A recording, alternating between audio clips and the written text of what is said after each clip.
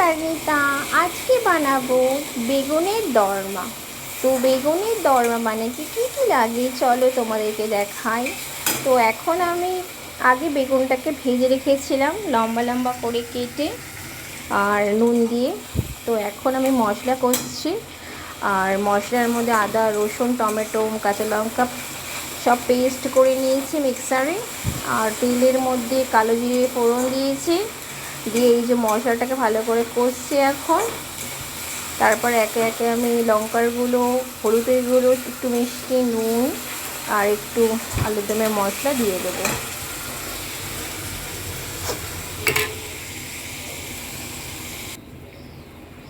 তো তোমরা দেখতে পাচ্ছ আমার মশলা কষা হয়ে গেছে, তার মধ্যে আমি জল দিয়ে দিয়েছি, একে মশলাগুলো দিয়ে দিয়েছিলাম, নুন হলুদ মিষ্টি আর লঙ্কার গুঁড়ো কাশ্মীরি।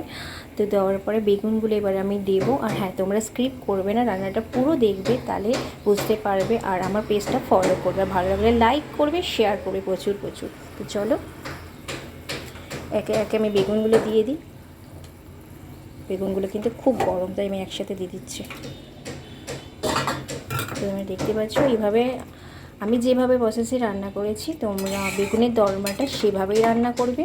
একটু শুকনো শুকনো নামাবে, যখন তেল বেরিয়ে যাবে তেলটা, তখন এরম মানে এতটা জুস নামাবে না, আর একটু কম, ঠিক আছে? আর ভালো লাগলে লাইক করবে। তো এখনও ফুটবে, দেখতে পাচ্ছ।